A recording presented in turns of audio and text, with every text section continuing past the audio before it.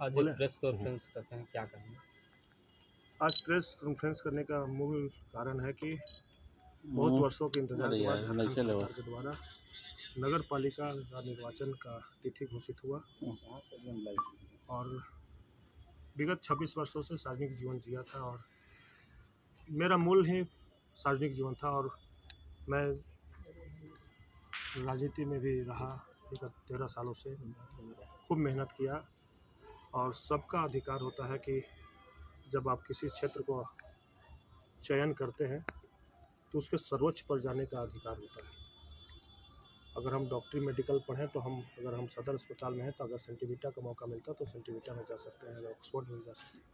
उसी तरह सार्वजनिक जीवन में अगर आप राजनीतिक रूप से जुड़े हैं तो एक मंच उसके उसके पर्सनालिटी से मैच करता है।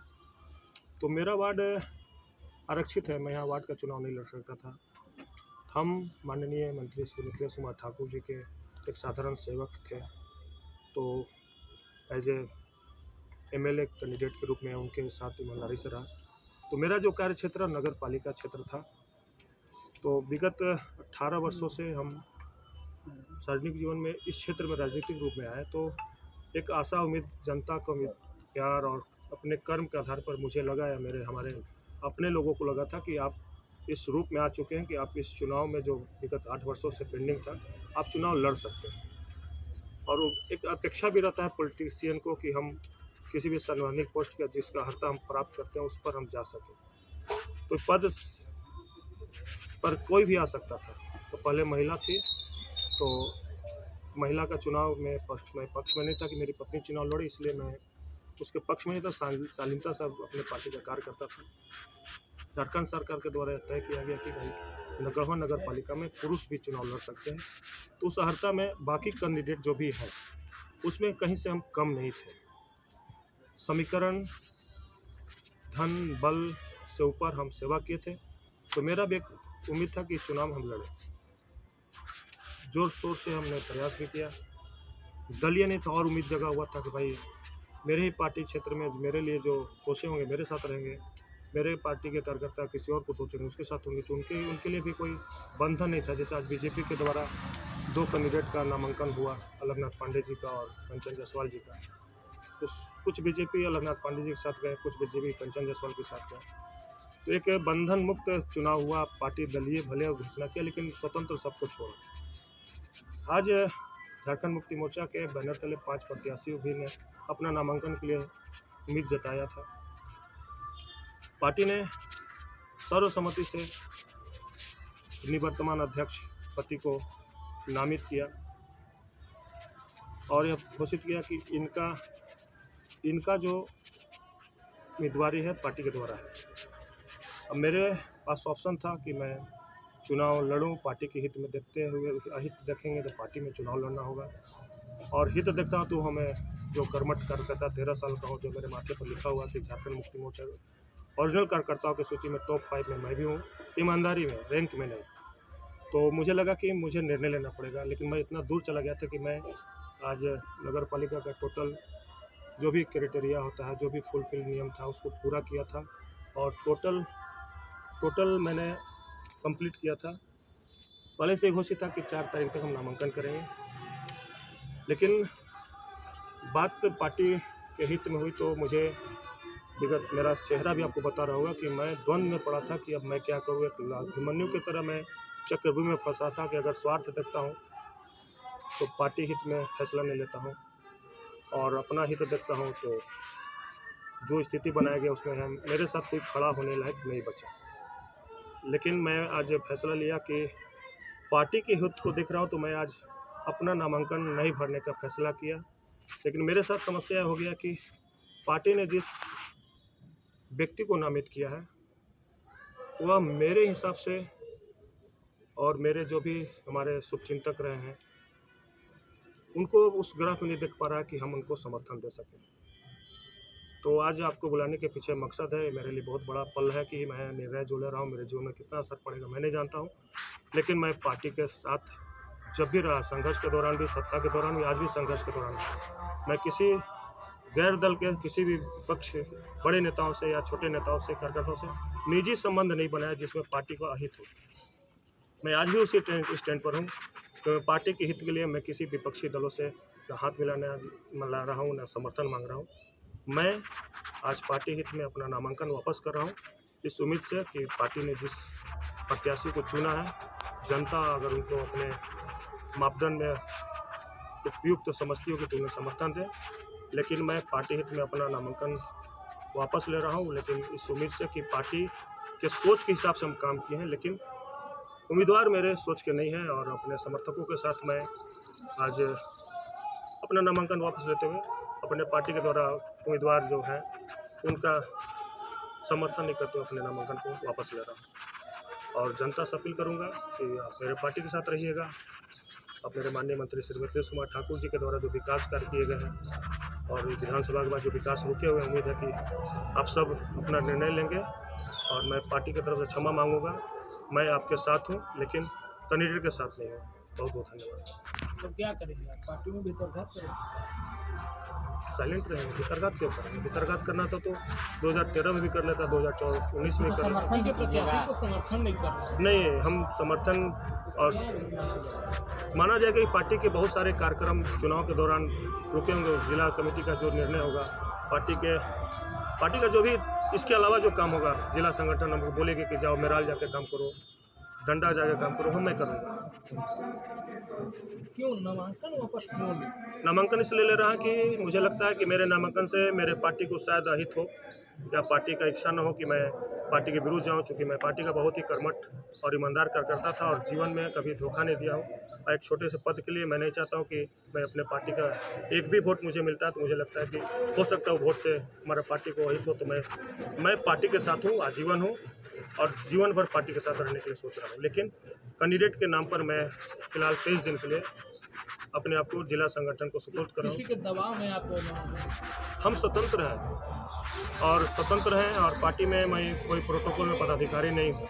एक समान 5 रुपये का रसीद कटा हुआ प्रत्याशी हूँ, सदस्य हूँ। न मैं केंद्रीय समिति में हूँ, न जिला कमेटी हूँ, न नगर कमेटी में हूँ, न मुझे कुछ प्रभार मिला है, न इस इलेक्शन में मुझे कोई प्रभार मिला है। तो मैं एक साधारण कार्यकर्ता हूँ और पार्टी का वफादार हूँ।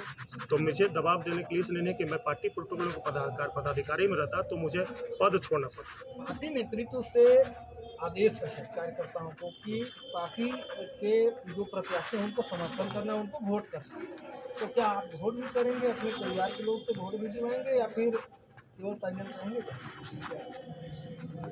एकदम साइलेंट है। वोट एक वोट है मेरा, एक वोट है। पार्टी में अगर पार्टी होगा तो वोट देंगे हम, लेकिन प्रचार मैं नहीं कर पाऊंगा। मेरा बहुत सारा मामला है उनके साथ, कभी प्रत्याशी के साथ, और उसको कभी जीवन में कोई उसको भरपाई नहीं कर पाएगा। मेरा कुछ ऐसा मामला है जो 10 सालों में उन्होंने किया था, वो भी मामला है, कुछ अपना भी मामला है, कुछ ऐसा मामला है जो सार्वजनिक में नहीं बोल सकता हूँ। मेरा आत्मा मिथिलेश कुमार ठाकुर जी के लिए है, लेकिन उस व्यक्ति के द्वारा जो किया गया है वो मेरे लिए किसी भी रूप में समझौता लायक नहीं है। मतलब आपका मिथिलेश ठाकुर से व्यक्तिगत संबंध है, पार्टी से नहीं? मिथिलेश ठाकुर जी के साथ साथ पार्टी से भी मेरा अच्छा संबंध है। पार्टी के लिए मैं वफादार रहा हूँ, लेकिन पार्टी के निर्णय में इसलिए नहीं मानूँ कि मैं अपने पारिवारिक प्रेशर में हूँ। मैं अपना घर का बड़ा भाई हूँ। मेरे साथ जो घटना घटा है मैं नहीं समझ पा रहा हूँ कि मैं इच्छा भी जाहिर कर रहा हूँ अंदर से कि पार्टी के लिए जाऊँ।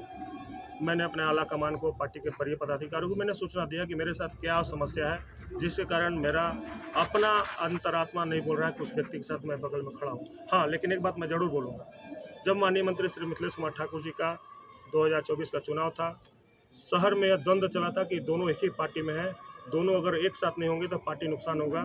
तो मैंने खुद पहल करके आज निवर्तमान अध्यक्ष पति श्री संतोष केसरी जी को पैर छुआ था और हाथ मिला करके, दोनों हाथ उठा करके बोला था कि पार्टी और मेरे माननीय मंत्री श्री मिथिलेश कुमार ठाकुर जी के चुनाव में अगर हम लोग बाधक बन रहे हैं, इसलिए कि पब्लिक में ये मामला रहा है कि दोनों अलग अलग हैं, तो हम लोग एक हैं। पार्टी के लिए मैं जहर पी सकता हूँ, उस व्यक्ति के लिए जहर नहीं पी सकता। अच्छा, पार्टी प्रत्याशी चुनी, घोषित की, तो उससे आपको क्या मतलब क्या करना चाहेंगे पार्टी मैं आपका पार्टी कैसे के तरफ से शुभकामनाएं है, जिसके कारण मैं इस नामांकन को इतना बात करने का जरूरत नहीं था। मैं इस नामांकन को अपने पार्टी हित में समर्पित कर रहा हूँ और उम्मीद रखता हूँ पार्टी मुझे इस निर्णय में मदद करेगी। मैं पार्टी के तमाम निर्णयों को पालन किया और मैं फर्जी बात नहीं कर रहा हूँ। मेरा तमाम प्रक्रिया, बिजली विभाग का जो भी लोन था सब कुछ भरा। 4,17,000 का लोन था। अगर हमें फर्जी बात करता तो 4,17,000 रुपया मैं नहीं भरता। होल्डिंग टैक्स 48,000 का था, उससे भी भरा। तो लगभग इस नामांकन पत्र को भरने में 6 लाख मेरा खर्च हुआ था। अगर मैं चुनाव नहीं लड़ता तो 6 लाख नहीं लगा था। यानी कि मैं गंभीरता से इस चुनाव में आना चाह रहा था, लेकिन पार्टी ने निर्णय लिया तो पार्टी का सम्मान करते हुए मैं अपनी उम्मीदवारी वापस ले रहा हूँ। लेकिन उम्मीदवार मुझे अपने लायक नहीं लगे और मैं इसलिए भी नहीं अपील करूँगा कि आप वोट न दें। पार्टी हित में, विकास के हित में आपको जो अच्छा लगे आप करिए। और पार्टी का मैं बागी हूँ, ना विरोधी हूँ। ये मेरा निजी मामला है और इसके लिए मैं आला कमान को भी अवगत कराया है और पार्टी के तमाम पदाधिकारियों को अवगत कराया है। पार्टी अगर कार्रवाई करती है पार्टी को अगर लगता है कि बहुत बड़ा गलती किए हैं तो पार्टी कार्रवाई करेगी, तो भी मिथिलेश ठाकुर जी का हाथ तो मैं छोड़ूंगा नहीं। दूसरी पार्टी में जाए, नहीं, ये संभव नहीं है, क्योंकि मिथिलेश ठाकुर जी हमारे बड़े भाई ही नहीं है, पिता तुल्य हैं और मेरे संकट मोचक रहे। जीवन में बहुत मदद की है और इतना निकृष्ट मैं नहीं हूँ। मैं दोयम दर्जे का नेता नहीं हूँ। मेरे मुंह में जो है दिल में रहता है। मंत्री जी मेरे राम है, हम उनके हनुमान रहे हैं। और अगर पार्टी निकालती भी है तो पार्टी से मैं रिक्वेस्ट करूंगा कि इस विधानसभा, लोकसभा और अन्य चुनाव में जो ईमानदारी से मैं किया था, इतना बड़ा सज़ा ना दे कि इस छोटे से चुनाव के लिए मुझे एक छोटा सा, मैं तो अपना उम्मीदवारी ख़त्म किया और निजी रूप से मैं साइलेंट जा रहा हूँ। मैं किसी के खिलाफ, किसी के पक्ष में प्रचार नहीं कर रहा हूँ।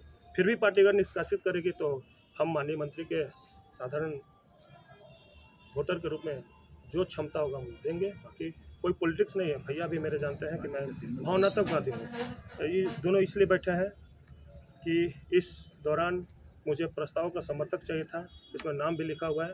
ज्योति प्रकाश जी हमको समर्थन दिए हैं और प्रस्ताव मेरे भूपेंद्र सरदार जी हैं।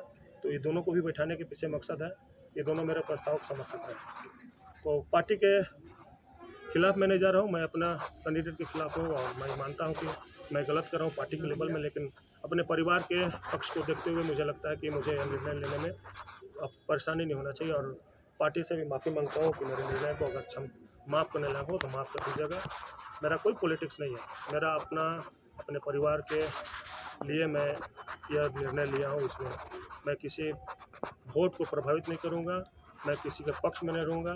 मैं पार्टी के तमाम बाकी कार्यक्रमों में शामिल होऊंगा और जैसे मंत्री जी के साथ रहा है हनुमान की तरह, उसी तरह रहूँगा।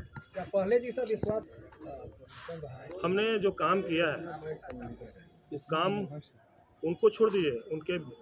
उनके विपक्ष में जो वर्तमान विधायक श्री सत्येंद्रनाथ तिवारी जी, उनको भी जाके पूछ लीजिएगा कि उनके टीम में टॉप 5 में सबसे ईमानदार कौन है। तो वो विपक्ष में बैठे नेता बोलेंगे कंचन को तो पहला वरीयता देते हैं। चूँकि मिथिलेश ठाकुर से जब तक आया है, न मुझे मंच दिया है, न मेरे घर आया है, न हमसे कोई सौदा किया है। चाहे विधानसभा में हो, मेरे साथ कितने केस लादे गए। जब रघुवर दास जी का सरकार में जब थे हम विपक्ष में, माननीय मंत्री जी संघर्ष कर रहे थे, लगभग 5-7 केस लादे गए, लेकिन उस बात भी टूटे नहीं है। तो मेरा ईमानदारी का तमगा मैं पार्टी से नहीं मांगूंगा। अगर मांगना है तो सत्येंद्रनाथ तिवारी जो वर्तमान में विधायक भी हैं और हमारे पार्टी के सबसे कड़े विपक्ष के रूप में रहते हैं, उनसे भी पूछेगा तो वो बोलेंगे कि सबसे ईमानदार का कंचन है। तो पार्टी और मंत्री जी को बताने की जरूरत नहीं है। ज्योति भैया अब आप कीजिएगा।